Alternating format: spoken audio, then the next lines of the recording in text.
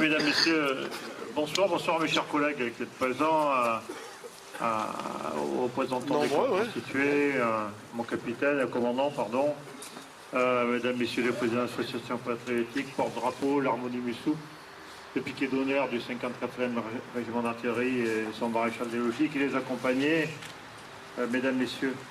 Moi je dirais ce soir d'abord que je suis très heureux de partager ce moment. Je dirais très simplement en ouverture par rapport à tout ce que j'ai entendu et par rapport au mouvement d'humeur que j'ai perçu. Moi je dirais non à la repentance, non à tout ce qui peut avilir les forces armées, non à tout ce qui peut porter atteinte à l'honneur de celles et ceux qui ont combattu sous le drapeau français pour la défense de nos valeurs républicaines. Bravo, bravo. Je dirais oui au courage.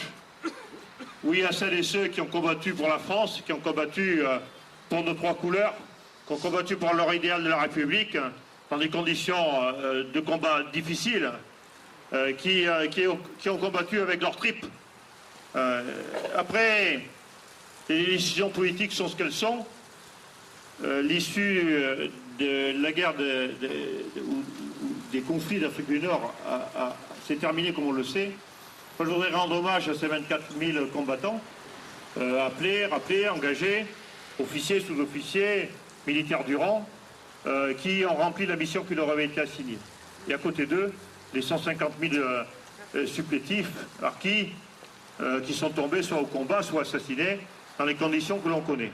Et au-delà de ces soldats à qui je rends le plus grand des hommages, devant lesquels je m'incline, je voudrais évoquer le sort de tous les rapatriés. Ça a été évoqué un petit peu, hein, on a dit ces centaines de milliers, ce million de Français d'Afrique du Nord qui est rentré dans les conditions que l'on connaît, et certains d'entre eux l'ont vécu, étant jeunes à l'époque, conditions difficiles, très difficiles, qui humainement sont toujours très lourdes à porter, des conditions qui sont ancrées au plus profond d'entre vous, pour ceux qui sont issus de là-bas.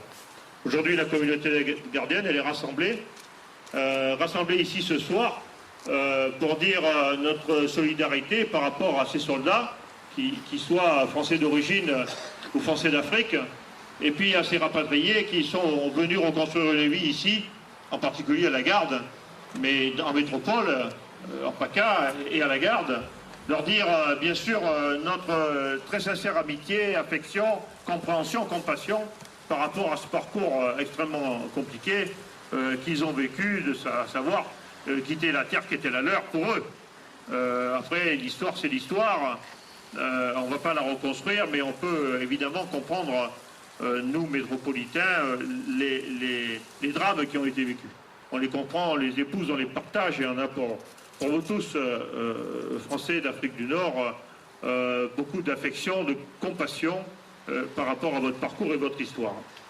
Vous avez décidé de refaire votre vie ici, vous l'avez parfaitement refait, vous avez vu cet esprit pionnier qui a fait que même dans cette métropole, vous avez su rebâtir des vies, rebâtir des parcours, retrouver l'honneur, porter pour certains d'entre vous aujourd'hui l'écharpe, être des élus de la République, être des chefs d'entreprise, des médecins, des chirurgiens, des Français pleinement intégrés.